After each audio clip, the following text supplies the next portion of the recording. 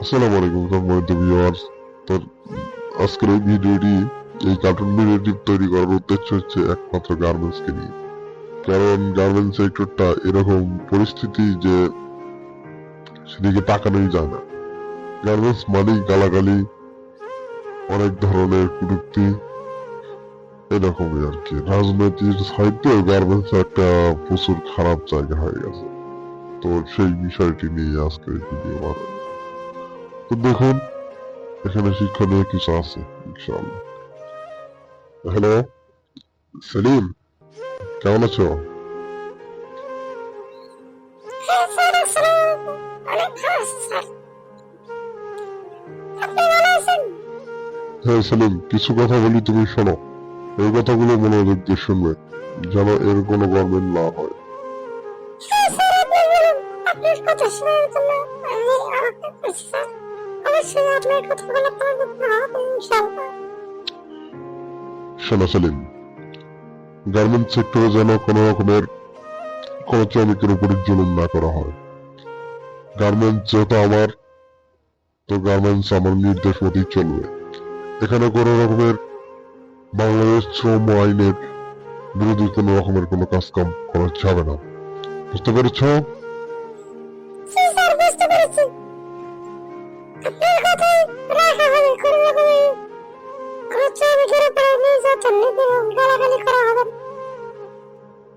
যদি কোনো রকমের গালাগালি, অন্যায় করা হয় শ্রমিকের উপরে, তাহলে মনে রেখো, তোমার চাকরি থাকবে না। তো আর প্রত্যেকটা গার্মেন্টস এর ভিতরে হেল্পলাইনের ব্যবস্থা করবে এবং প্রত্যেকটা নোটিশ বোর্ডে কাগজ লাগিয়ে দিবে। অফিস কর্তৃপক্ষকে, তোমাদের এই অফিস কর্তৃপক্ষ যেন ভালোভাবে শ্রমিকের উপরে ভালো যেন আচরণ করে, তাদের সাথে সুন্দর ব্যবহার করে যেন কাজটি করানো হয়। কোন রকমের যেন অশ্লীল, মানে কোন রকমের যেন ওয়ার্কারের সাথে যেন খারাপ ব্যবহার না করা হয়, এই কথাটি মনে রাখবে। ওকে স্যার, ধন্যবাদ স্যার। অবশ্যই আপনার কথাগুলো রাখা হবে স্যার। ঠিক আছে স্যার, আসসালামু আলাইকুম। এখন দেখুন যে মালিকের কথাটা কতটুকু তারা রাখে, এই ইয়ারটি দেখুন। এই শোন, আজকে থেকে গার্মেন্টসের প্রোডাকশন আরো 10 পিস বাড়ানো হলো। যদি এই প্রোডাকশন যদি 1 পিস মাল কম হয়েছে তো বুঝিস। কারণ উপরে থেকে মালিকের প্রচুর চাপ, যে করেই হোক, গালাগালি হোক, মারামারি হোক, যেভাবেই হোক না কেন এই প্রোডাকশনটি তোকে তুলে দিতে হবে। কারণ প্রোডাকশনের চাপ এত বেড়ে গেছে যে মালিকের শুধু লস আর লস। তো যেন ওয়ার্কারের সাথে যেরকম ভাবে হোক না কেন প্রোডাকশনকে আদায় করে দিতে হবে। বুঝতে পেরেছিস? জি স্যার, অবশ্যই আমি চেষ্টা করবো স্যার আপনার এই প্রোডাকশন তুলে দেওয়ার জন্য। আমি স্যার যেভাবেই হোক না কেন আপনার এই প্রোডাকশন তুলে দেবো। আমি যদি ওয়ার্কারের সাথে, তাহলে স্যার আপনি আমার দিকটা দেখবেন না, আমার যেন কোনো সমস্যা না হয়।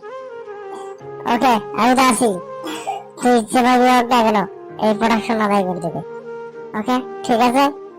যেভাবে হোক দিতে হবে, কিন্তু আজকে তোর প্রোডাকশন 6,000। ওকে, ঠিক আছে স্যার, আমি দিব স্যার। আপনার প্রোডাকশন আমি ফিল আপ করে দিব। আপনার কোনো টেনশন করার কারণ নেই, শুধু আমার সাথে আপনি থাকতেই হবে ইনশাল্লাহ। তো সবাই দেখলেন তো যে আসলে গার্মেন্টস সেক্টরটা কিরকম, যে মালিক কত সুন্দরভাবে তাদেরকে বললো যে শ্রমিকদের সাথে ভালো ব্যবহার করার কথা, কিন্তু তারা মানে যে চামচামি করে কত মানে শ্রমিকদের উপরে অত্যাচার নিপীড়ন করে, তাদের হুকুম দিয়ে দেয়। তো এটা হচ্ছে গার্মেন্টস এর পরিচয়। তো আগামী ভিডিওতে আবার দেখা হবে। আসসালামু আলাইকুম। আজকের মতো ভালো থাকবেন সবাই। ধন্যবাদ সবাইকে ভিডিওটা দেখার জন্য। এবং আমার এই পেজটি এবং ইউটিউব চ্যানেল থেকে যারা দেখছেন সবাই ফলো করবেন এবং লাইক করবেন যদি পছন্দ হয়। আরো এরকম ভিডিও চাইলে আমাকে কমেন্ট করবেন। ওকে, ধন্যবাদ। আসসালামু আলাইকুম।